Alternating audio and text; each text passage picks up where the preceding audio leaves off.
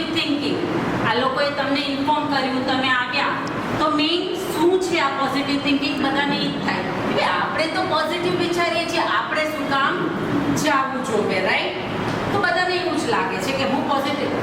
આપણે જન્મ થયો ત્યારથી બધાને પોઝિટિવ થિંકિંગ હોય જ તે, પણ over a period of time with અનેક અનુભવો, અનેક ન્યૂઝ, અનેક મુશ્કેલીઓને લીધે માણસ ઘણીવાર નેગેટિવ વિચારતું થઈ જાય છે, અને આ નેચરલ પ્રોસેસ છે.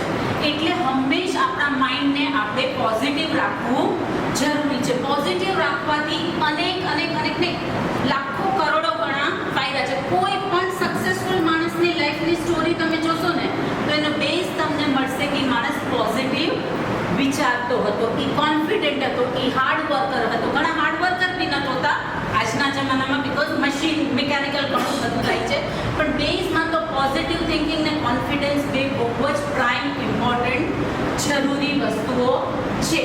પોઝિટિવ થિંકિંગ એક તો શું છે? તો કે હકારાત્મક વિચાર શક્તિ.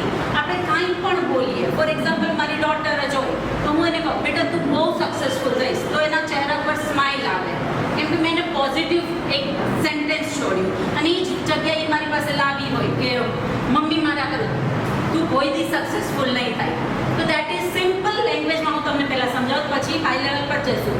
તો that is called negative thinking. Bing A mother ઘણીવાર આપણું બચ્ચું જ આપણને એટલું પરેશાન કરતું હોય ને કે આપણે એની માટે બી નેગેટિવ કમાન્ડ છોડવા માંડીએ. એ કે મારે આ એક્ઝામ દેવી છે અને આપણે તું તો કાંઈ નથી કરવાનું. તો એ વસ્તુ એને ક્યારેક આપણી બોલાયેલી ઘણીવાર એ બચ્ચાઓને એટલી નેગેટિવ લાઈફમાં અસર કરી જાય છે ને, આપણને બિંગ એ મધર ખબર બી નથી હોતી. એટલે હંમેશ આજથી આપણે આપણું માઇન્ડસેટ એકદમ પોઝિટિવ કરવાનું છે.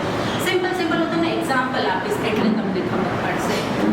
પહેલી વાત કરું તો આપણે બધા રામાયણ જાણીએ છીએ, રાઈટ? તો એમાં શબરીનું એક પાત્ર હતું. હંમેશ બોર તોડતી અને વિચારતી, માત્ર એક જ પોઝિટિવ શ્રદ્ધાવાળું થોટ છોડતી હતી, રામ આવશે બોર ચાલશે.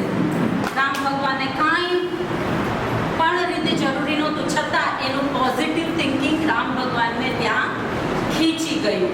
એમ જો તમે તમારા પોતાની માટે પોઝિટિવ થોટ્સ રાખશો, તમારા ફેમિલી માટે, તમારા ચિલ્ડ્રન માટે પોઝિટિવ થોટ રાખશો, તો ક્યારે એ રિયાલિટીમાં ટર્ન થઈ જશે તમને પોતાને પણ ખબર નહીં પડે.